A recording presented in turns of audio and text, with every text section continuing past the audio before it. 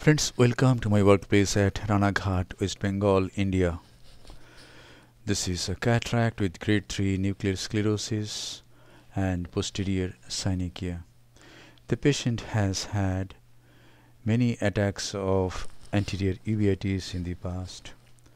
For the last 4 months, the eye is quiet and I have taken up this case for surgery. By this time, the main incision and on side port on the left side of the main incision has been made. This is an air bubble and I am injecting trypan blue dye beneath this air bubble. I am injecting the dye behind the iris also. Now the dye is washed out and then 2% hydroxypropyl methyl cellulose is injected into the anterior chamber. Yes. Now one more side port is made on the right side of the main incision, and now to break the posterior synechiae. So I am using a blunt instrument, a spatula to break the posterior synechiae. Yes. Now there is a fibrous band from 6 o'clock to 11 o'clock, and I'm going to use a scissor to cut this band. Again some visco, and here goes the vitreous scissor to cut this fibrous band. Yes. And now I'm going to use a pupil expansion device in this case. And the pupil expansion device has to be tucked behind the iris, so some visco behind the iris. Here is the B-HEX pupil expander, and this is B-HEX forceps. The forceps is used to take the device into the anterior chamber, and if the device goes into the anterior chamber, at on go we can place the leading flange behind the iris. Yes, the leading flange has been tucked, and this is another flange on the left side. It has been tucked. Alternate flanges are tucked, and now I go through the left side port, hold this flange and tuck it, and here it is. After tucking these flanges, the pupil has taken hexagonal shape. Yes. And now some more visco, and then a CCC is to be done. This is a 26 gauge band needle incising the anterior capsule and raising a capsular tag. Now I hold this capsular tag with the Utrata forceps, go very close to the margin of the hexagonal pupil, go all around, and then a continuous curvilinear Capsulorhexis is performed in this way. And now hydrodissection is to be done. This is hydrodissection.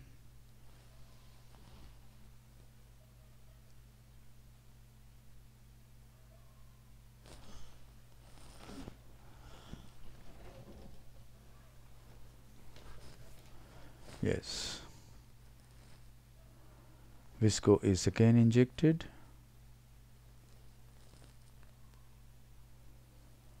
And then the tip of the Phaco handpiece is introduced into the anterior chamber. This is Oatley Cataract 3 Phaco machine. I'm in Phaco 2 mode from the very beginning. Some superficial cortical matter has been removed. Now the handpiece is turned, bevel is up, and now this is submarine chop. Bury the tip into the substance of the nucleus, go through the substance for a distance, and then chop. Rotate the nucleus and chop at another place. Ultrasonic energy used in this case is 60%. Flow rate is 45 ml per minute. Vacuum is 450 mm of mercury. One heminucleus has been removed. This is the other heminucleus. This is the last fragment. It is again chopped, and now this is the last fragment. And see, in spite of my trying to protect the PC, there's a round PC rent. Now round means it has become a posterior continuous curvilinear capsulorhexis. So vitreous prolapse has not occurred. So inject visco. Some visco goes into the anterior vitreous, and now I'm going to enlarge the main wound, because when some PC rent occurs,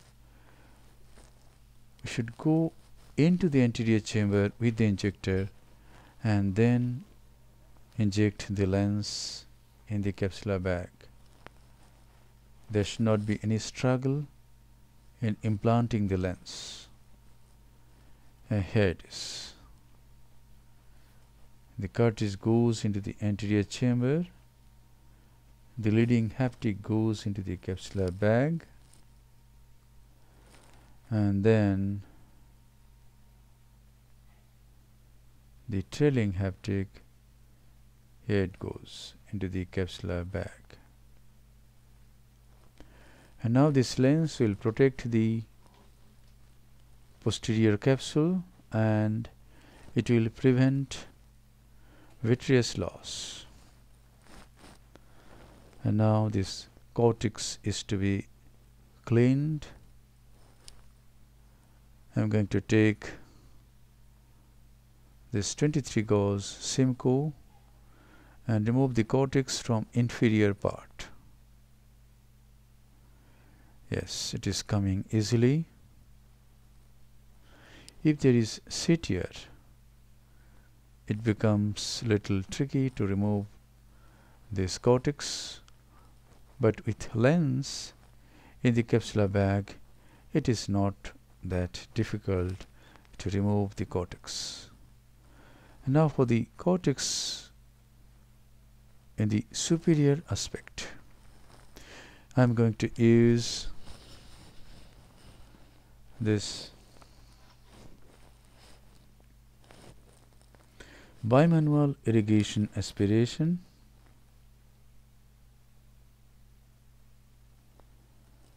And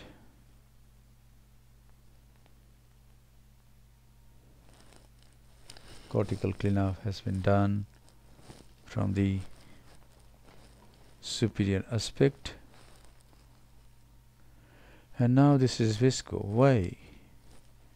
Because we have to remove the B-HEX. Take the B-HEX forceps, hold the flange at 3 o'clock, pull it centrally, and then go above the iris and the device comes in the anterior chamber. Hold it here and pull it out. So this device B-HEX is very easy to apply and very easy to remove.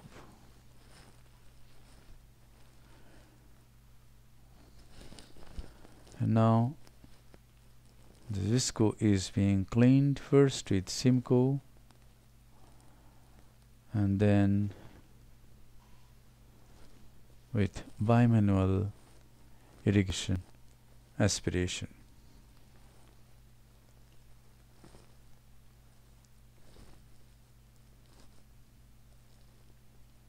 Here it is.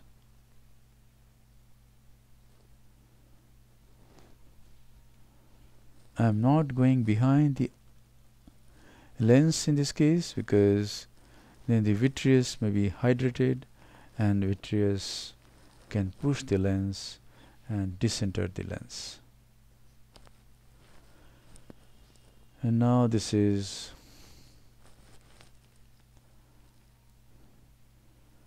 a bit of, this is a bubble of air to maintain the anterior chamber. This is moxifloxacin.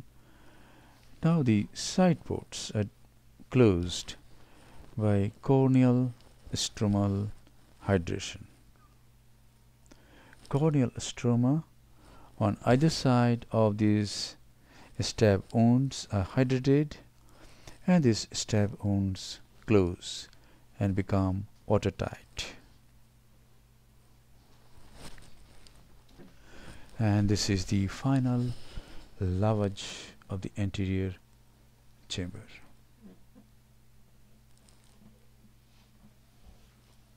Oops. Anterior chamber is nicely formed and the case is concluded.